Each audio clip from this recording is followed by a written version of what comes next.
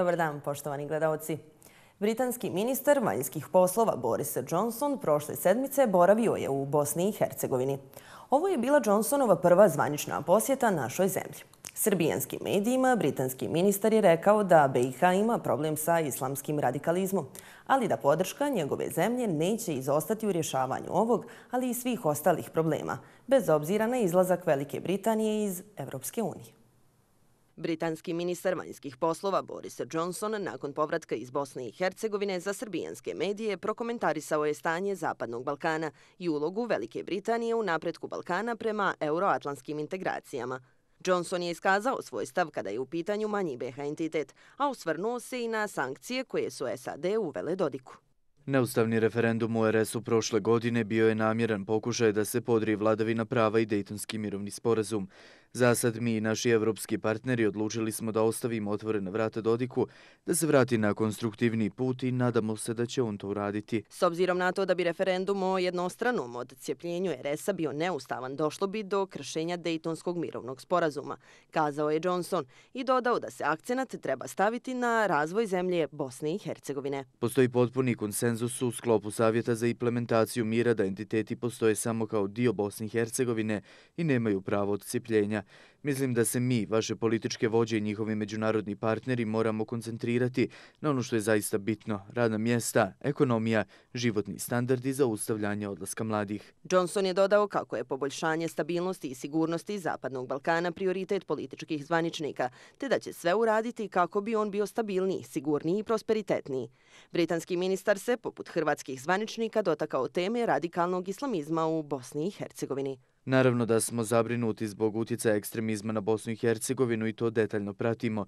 Imamo dobru saradnju sa vašim sigurnosnim agencijama i sa drugim međunarodnim partnerima.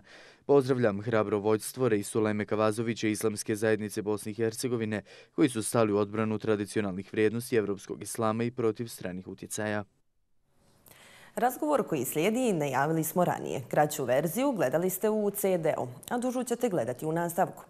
Jedan od najboljih svjetskih ratnih reportera, veliki prijatelj Bosne i Hercegovine i čovjek koji je posljednjih četvrt vijeka posvetio našoj zemlji. Edi Vulijami govori o našoj zemlji, međunarodnoj zajednici, Trnopolju, Omarskoj, Tomašici i jednoj od najtežih riječi za njega, nestali. Edi Vulijami u nastavku. The West and the East, the West and Russia are fighting over Bosnia and Herzegovina at the moment. Why we have that fight here today in Bosnia? This beautiful country with its mountain and its rivers and its sense of humor and its joie de vivre, but also cursed in the way it is, will always be picked over by what you call the East and the West. I mean, if we look at it now, one can fear the idea of sort of Moscow and Istanbul picking over the bones. With the European Union trying to sort of, hello, we're still here, or we're trying to be, clearly a rather better option, I would imagine. But it's a shame. I mean, that which makes Sarajevo so wonderful and interesting with its kind of blur between the Habsburg and the Ottoman, that which makes the culture of this place so intellectually Western and Eastern and Southern, Mediterranean in a strange way. You pay a price for that, and those are the fault lines that cut beneath this place, and it's very poignant that this Bosnian edition of the book, which is going to have a very different life to the English edition, I suspect, comes out on the week of the 25th anniversary of the first shot fired in this city that ignited the nightmare that we're going to talk about. That it comes out on the day that the British Foreign Secretary is here, Boris Johnson, whose predecessors played such a shameful role in rewarding and appeasing the genocide in this country. Does Britain still play that role in Bosnia? Boris Johnson's in the right place because the insidious politics that he, May and Le Pen are now preaching in Europe began here in their modern form 25 years ago in Sarajevo. So this isn't so much a question of East and West. It's a question of the two kinds of human beings that exist on this planet. The ones who quite like having everybody else around, and the ones who just want to be with their own. I mean, when I first came to Yugoslavia, and Edin and Dragan and Davor were watching a football match, you didn't sit around wondering who was Serb, Croat and Muslim. You just watched the bloody football match. But now Boris Johnson and co are bringing all that politics back again. And that was the fault line in this country. And in a way, yes, as you say, it's East-West. But it's not just East-West, it's the other. Do people want to live in peace with the other and learn a little bit and try to speak some languages and just enjoy each other's company? Or do we all want to just crawl away into a horrible little toilet of just our own people and nobody else? And that was the problem that ignited the ghastly violence in this country. Putin is trying, and there is a connection. Yeah. There is a direct connection between Brexit, Marine Le Pen, and what started here in Sarajevo 25 years ago. Recently we had a really big story here in Bosnia. It was revision of ICG verdict from 2007, and that revision process on a genocide against Serbia was refused by ICG. Do you think that that was done by just a political means and ways, or it was move against the victims of this war? The powers, the greater powers that be, have decided that Bosnia-Herzegovina cannot and will win this case. I mean, justice is disposable if the money is not there. And I know this isn't a question of money like cash, but it's a question of sort of political currency, if you like. And it's, you know, as the British Foreign Office might say, you know, it's just a bit too inconvenient, old boy. You know, not very useful is the word they like in diplomacy, isn't it? Is it useful or not? Well, it's not very useful. But I don't know exactly why it happened. But from the very beginning, the ICTY decided to conceal various documents from the Bosnian government in the case with regard to Serbia proper's role in Srebrenica. Florence Hartman was jailed merely for revealing the fact that this had happened. You know, we pay a lot of money, us taxpayers, for diplomats, judges, limousines, canapes, embassies. You know, we often stop to think how much we pay for all this. I mean, all their little cocktail parties, they're quite expensive, these things, and they're not paying, we are. But when it comes to a crisis, a real crisis, Bosnia and Rwanda and Ukraine and now Syria, do they have an answer? No. I mean, they're clueless, they're useless, they don't know what to do. In your book, you're writing about lives of those who have survived concentration camps. And let me put this question like this to you. Srebrenica, Omarska, Trnopolje, Tomašica, Dretelj. Well, Tomašica is a huge important point with this book because it was found since.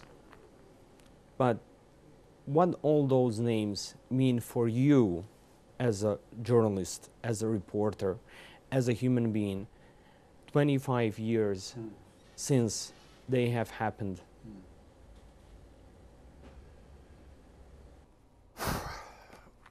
As a journalist, I've lost track of what they mean, those names, those words, and everything they mean, because I've sort of run out of words now. I mean, as Samuel Beckett, our great poet, said, "What shall we do when even words fail?" And you know, from now on, I couldn't write any more journalism on any of these places. I gave it my last shot last year, writing in praise of the International Commission on Missing Persons and in despair that they have to keep working like they do. And an exploration of this theme that wasn't sufficiently in the English edition is, I hope, here, this awful word missing, which you can add to the list, because that's the worst word of all in any war, really. Missing, you know. And what do those words mean? I mean, as a human being, I don't know what they mean. I mean, complete exhaustion with it all. I mean, it's so huge. I mean, you've named, in your short list of words, you've named the massacre of 8,000 men and boys in 5 days, followed by the burial, disinterment, reburial, disinterment and reburial of those remains of those people, so that the highways and byways of eastern Bosnia, and there aren't many roads in eastern Bosnia, were heaving with body parts to hide the evidence, and nobody said a thing. When you say Tomašice, you're talking about the remains being exhumed decades later, having been concealed and hidden by those who did it, and those who knew, and those who lived in the villages along the route, all of them, not just the commanders, all of them, of people whose families I know, who live in St. Louis, Missouri, or Watford, near London, or Copenhagen, or Hamburg, or Munich. You know, Omarska, I mean, it's become my middle name. I'm not sure, I think I rather regret it, to be honest, if I hadn't made so many friends from this tragedy. I saw a Jefferson Starship concert a few years ago, and the bass player, Freeberg, came forward and just said, "Why can't we all just get along?" And it's, you could say that's just an old hippie, you know, blathering away, but actually it's a pretty good question, actually, and it deserves a good answer from one of these people. I mean, you know, perhaps Messrs. Dodik, is it Begovic, Khadeze, I've lost track of the Khadeze, Johnson, May, Le Pen, maybe they'd like to you know, be asked that question, because it's quite a good one. Why not? And, you know, I've never thought of myself as a war correspondent. I think of myself as an anti-war correspondent, you know, as a peace correspondent. And we know that Senad have said in April of 1992 that the war started, and he never said that the war is ended here. Can we still speak about that war, but now led through politicians and journalists who are exactly that, not neutral and not objective? I think objectivity is crucial. I don't think that we can't I was attacked for testifying at The Hague for losing my objectivity and neutrality. I never lost my objectivity. Objectivity is fact specific. You know, if there's 12 people dead in a house that you find in central Bosnia, that's 12 people. You know, it's not 8 because they're Croats, or 18 because they're Serbs or Bosniak, or it's 12 people, and they are who they are. And that's, you write it down and you don't. Now, but neutrality is something else. There are moral implications in the word neutrality, and you know, you can't have on the one hand, on the other. You can't have sort of. You know, I'm not neutral between a raped woman and the people who rape her in the camp. You know, I'm not neutral between the torturer, and the tortured. You know, I'm not, and that's not just Bosnia. I'm not neutral between kids who go to the Bataclan theatre in Paris and guys who come in and kill them. I mean, I'm not neutral, but it's not on the one hand, on the other.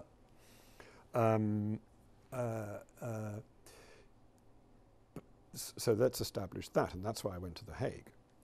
But you also introduced this idea of political non-neutrality, of didactic political journalism on behalf of one party or another. That's different. That's parti pris.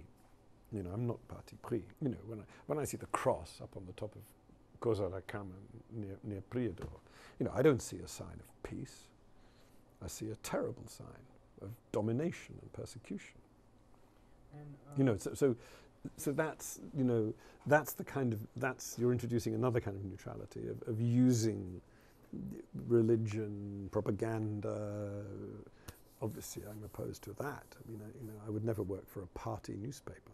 Why people like you, like Florence Hartman, like many others, are coming and fighting for this country, for its people, and our intellectuals, our people with their own thoughts are silent and they're not speaking? What forces you and people like you to come here and fight for this country and for the better future for new generations here?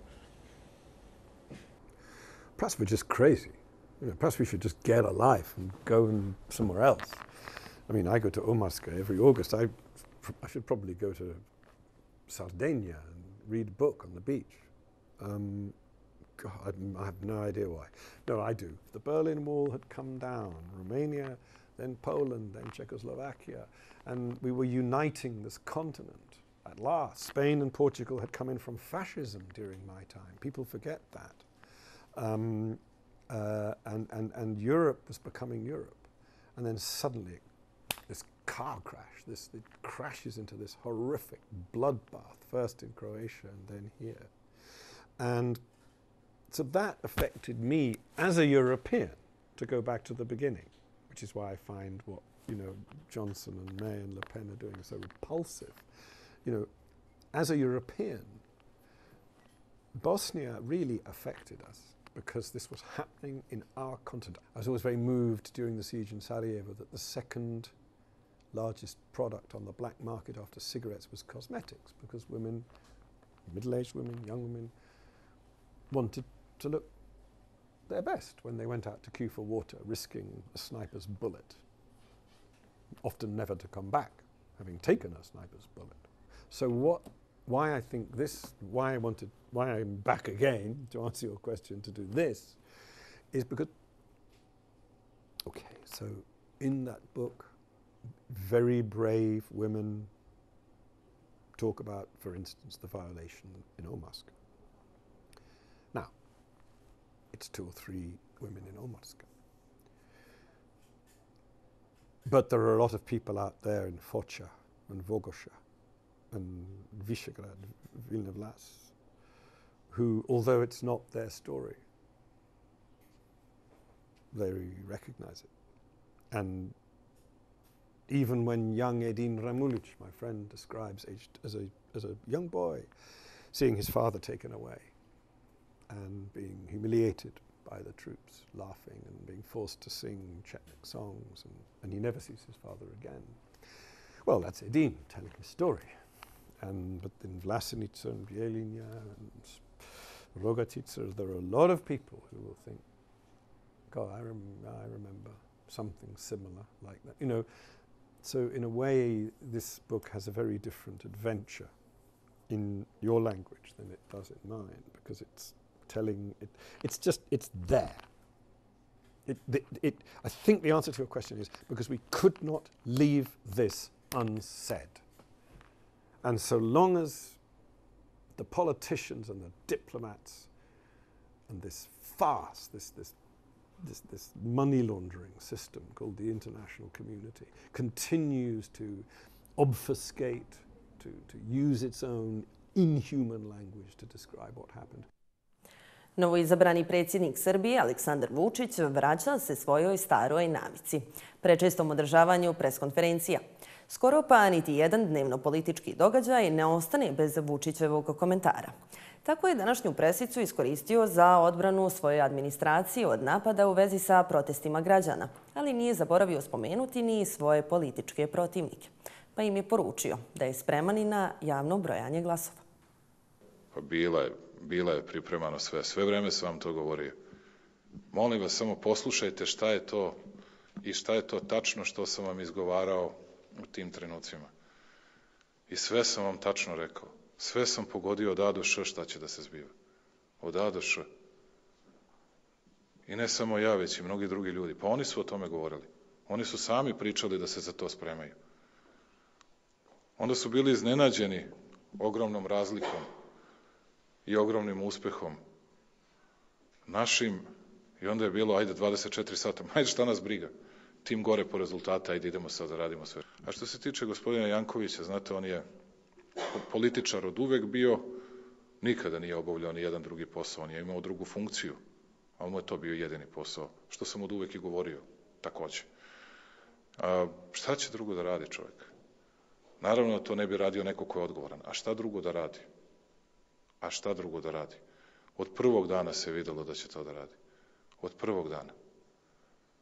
A to su oni ljudi koji su juče izbrojali 80.000 ljudi. Jesu to ti ljudi? Jel tako broje glasove? Jel tako broji glasove? Kao što su juče izbrojali 80.000 ljudi. Jel tako i glasove broje, da vas pitam?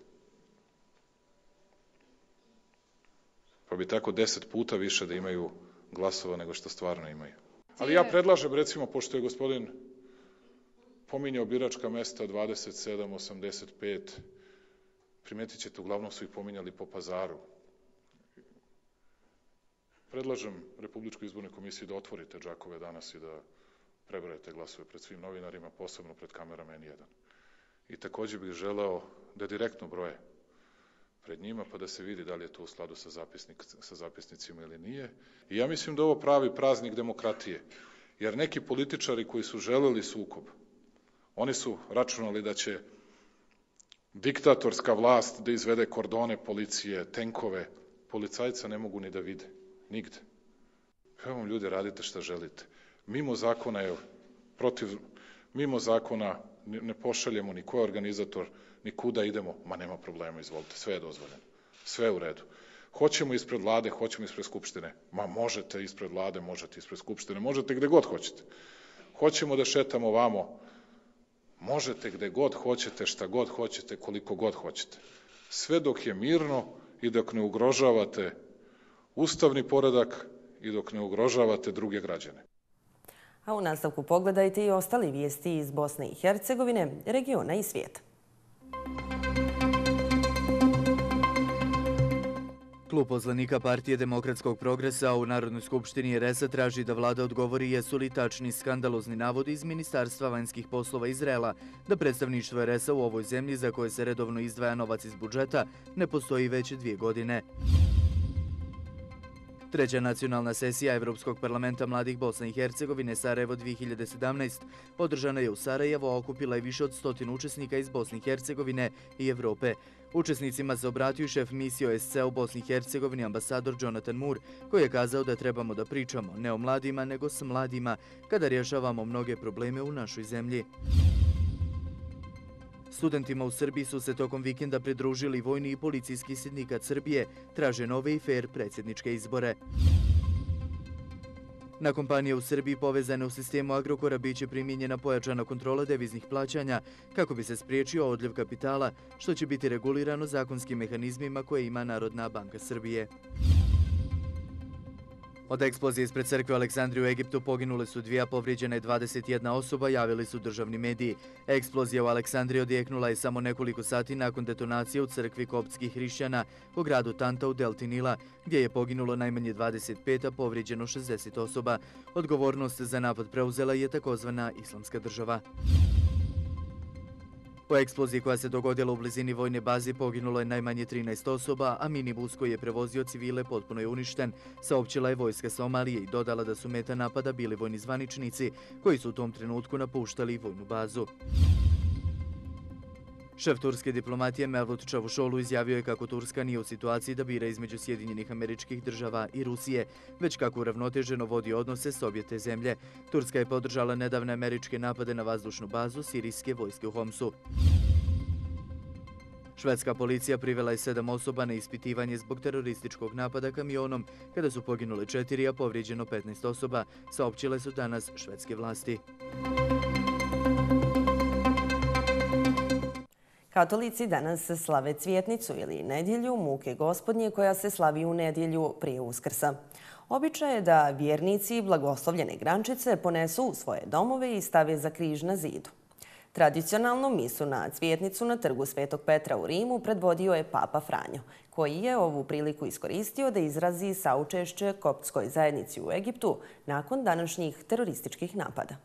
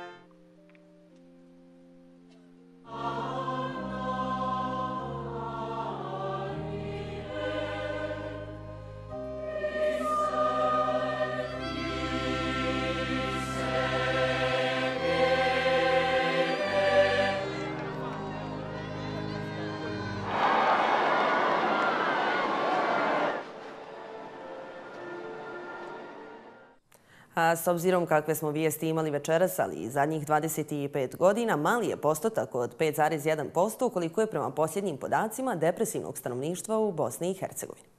Razgovarajmo. Bila je poruka povodom Svjetskog dana zdravlja. Tako i uradite. Razgovarajte, provodite vrijeme s dragim ljudima, šetajte, opustite se i naravno ne mijenjajte kanal. U nastavku na Fejsu, odmah nakon serije Siderkov, počinje nova serija. Helen Wills. Uživajte u ostatku nedjelje, pratite novu seriju u 20 sati i 15 minuta. Lijep pozdrav do naredne nedjelje.